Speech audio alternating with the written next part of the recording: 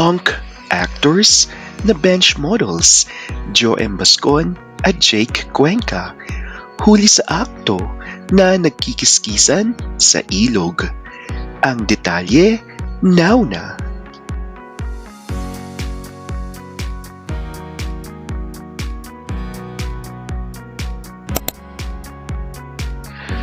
Huling-huli sa akto ang pagkikiskisan at paglalampungan ng kilalang hunk actors at bench certified models na sina Joem Bascon, edad 38, may taas na 5 feet, 7 inches, at ang viral hunk model ng bench na si Jake Cuenca, half Spanish, may taas na 5 feet, 9 inches, at nachichismis na Becky sa isang ilog sa Pampanga. Nakunan ang video at agad na pinag-usapan ng mga vaklushi at mga matronang abangers ng chismis sa tindahan ni Aling Nena. Sa videong iyon ay makikita ang mainit na halikan at yakapan ng dalawang hunk actors na nagustuhan ng sambayanang chismosa.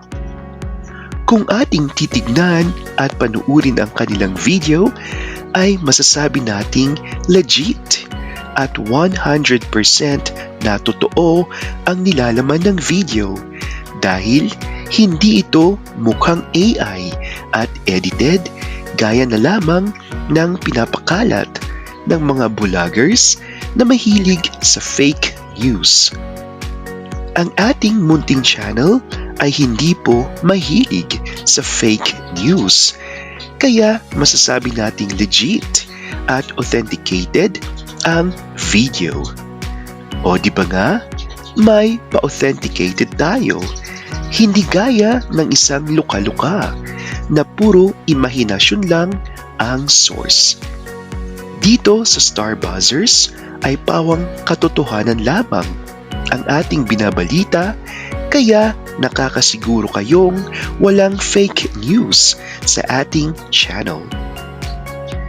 Si Joem Bascon at kanyang asawa ay nagkabalikan matapos ang kanilang hiwalayan noong 2008.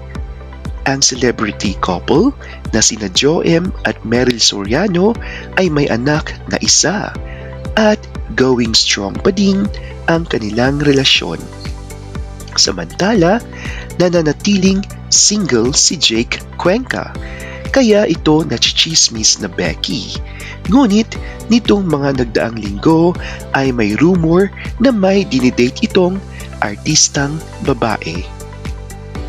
Ang dalawang hunk actors ay parehong bet na bet ng sangkabaklaan, lalong-lalo na si Jake Cuenca dahil certified tax ito, ayon mismo sa kanyang mga nakajugjugan.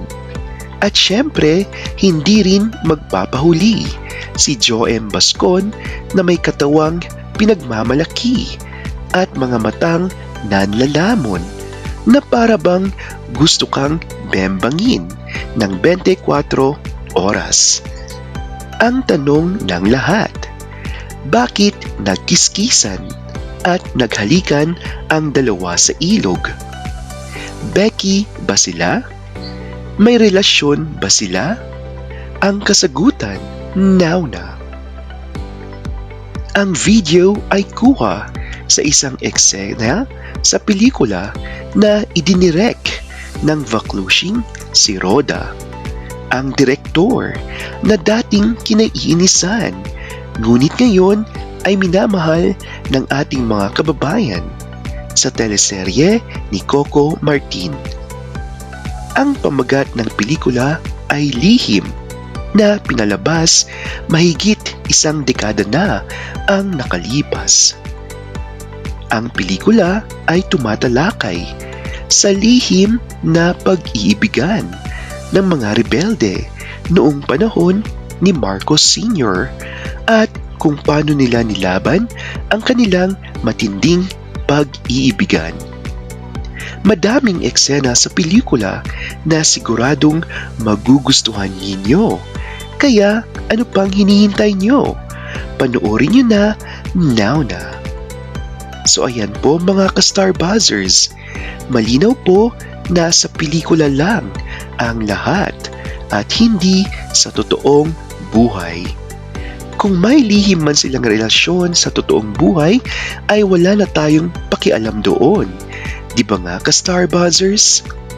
Inuulit ko po, sa pelikula lang ang lahat at hindi sa totoong buhay.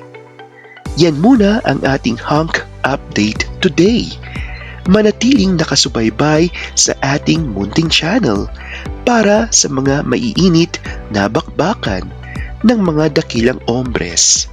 Thanks for watching and have a good one.